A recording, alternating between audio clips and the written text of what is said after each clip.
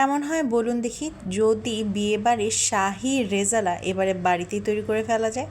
আজকে আপনাদের সঙ্গে ভীষণ মজার বিফ রেজালা অথবা শাহি বিফ রেজালার একটা রেসিপি শেয়ার করতে যাচ্ছি, যে রেসিপিটি এবারে বাড়িতে তৈরি করলে আপনাদের মনে হবে বিয়েবাড়িতেই খেতে বসেছেন।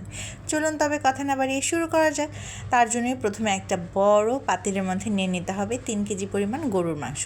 তবে 3 কেজি কিন্তু সলিড মাংস ছিল না, কিছু হাড্ডিও ছিল। এই পর্যায়ে সব মশলা এখানে দিয়ে দিচ্ছি।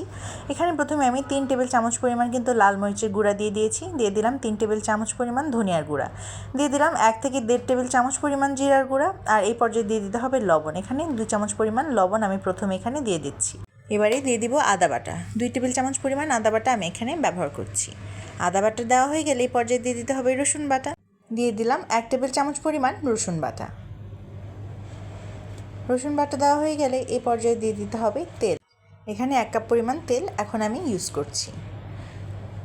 টোটাল 1 কাপ পরিমাণ তেল এখানে ব্যবহার করা হয়েছে। এই পর্যায়ে দিয়ে দিচ্ছি টক দই, এখানে দিয়ে দিচ্ছি 1/2 কাপ পরিমাণ টক দই। টক দই কিন্তু অতিরিক্ত দেওয়া যাবে না, তাহলে দেখা যাবে টক হয়ে যাচ্ছে অতিরিক্ত, খেতেও ভালো লাগবে না। এবারে সব কিছুকে খুব সুন্দরভাবে হাতের সাহায্যে মিশিয়ে নিতে হবে। আমার কাছে মনে হয় যে কোনো খাবারই যদি হাতে মাখানো হয় তবে তার স্বাদ বেড়ে হয়ে যায় 3 গুণ। আপনাদের কী মত কমেন্ট করে অবশ্যই জানাবেন। এবারে ভালোভাবে সময় নিয়ে মশলাটাকে খুব ভালোভাবে ম্যারিনেট করে দিয়ে দিতে হবে। যত ভালোভাবে ম্যারিনেশন হবে খেতেও কিন্তু ততই মজা হবে। আর খুব ভালোভাবে কিছুক্ষণ ধরে ম্যারিনেট করে নেওয়ার পর কিন্তু এখানে আরও কিছু উপকরণ অ্যাড করে দিতে হবে।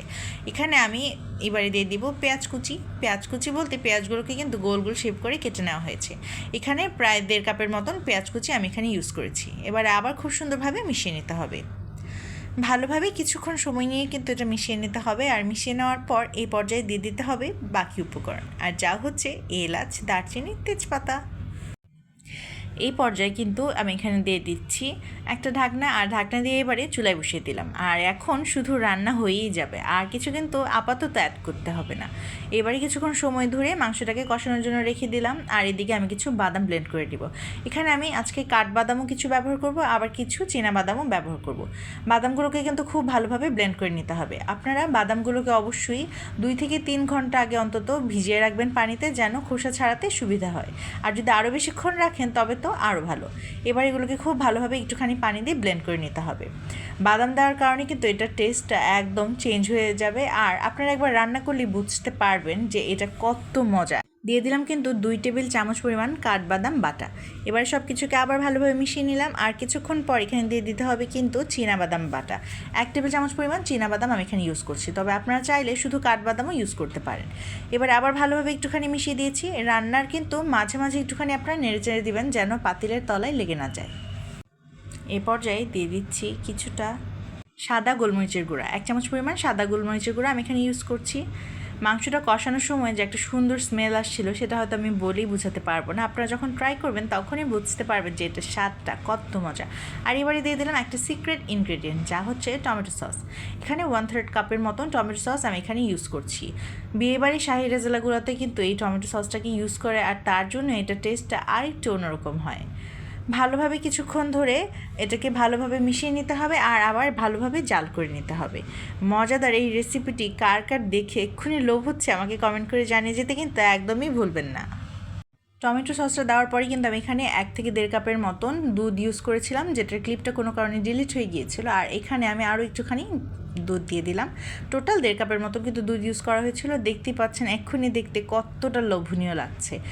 তেল উপর থেকে ভেসে এসেছে, কালারটাও কিন্তু চমৎকার হয়েছে। আর এই পর্যায়ে দিয়ে দিতে হবে 2 টেবিল চামচ পরিমাণ চিনি।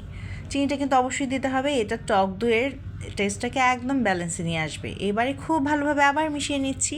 আর কিছুক্ষণ অপেক্ষা করতে হবে যেন মশলাটা খুব ভালোভাবে মাংসের সাথে মিশে যায়, আর মাংসটাও খুব ভালোভাবে সেদ্ধ হয়ে আসে। আমার কিন্তু রান্না মোটামুটি হয়েই এসেছে। আর কিছুক্ষণ সময় পার হলে কিন্তু মজাদার বিফ রেজালা একদম তৈরি হয়ে যাবে। আর সবার শেষে দিয়ে দিলাম কিছুটা কেওড়া জল। এখানে 2 চামচের মতন কেওড়া জল আমি এখানে ইউজ করছি। এটা কিন্তু অবশ্যই দিতে হবে। এটার ফ্লেভারটাই একদম মনে হবে যে অন্য লেভেলে চলে গিয়েছে। স্মেলটাই আপনাকে বারবার ডাকবে যে আমাকে একটুখানি খেয়ে দেখো না কেমন হয়েছি।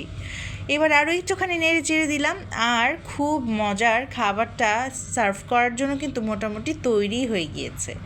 আপনারা কে কোন জায়গা থেকে দেখছেন আমাকে কমেন্ট করে জানিয়ে যেতে পারেন, আর কার কার এই রেসিপিটি ভালো লাগছে সেটিও বলবেন। আর এই পর্যায়ে last but not the least দিয়ে দিতে হবে ঘি। 2 চামচ পরিমাণ ঘি দিয়ে জাস্ট একটুখানি ঢেকে রাখলেই কিন্তু আজকের মজাদার বিফ রেজালা হয়ে গিয়েছে একবারে তৈরি। সবাই ভালো থাকবেন, সুস্থ থাকবেন। আজকের রেসিপিটা দেখার জন্য ধন্যবাদ।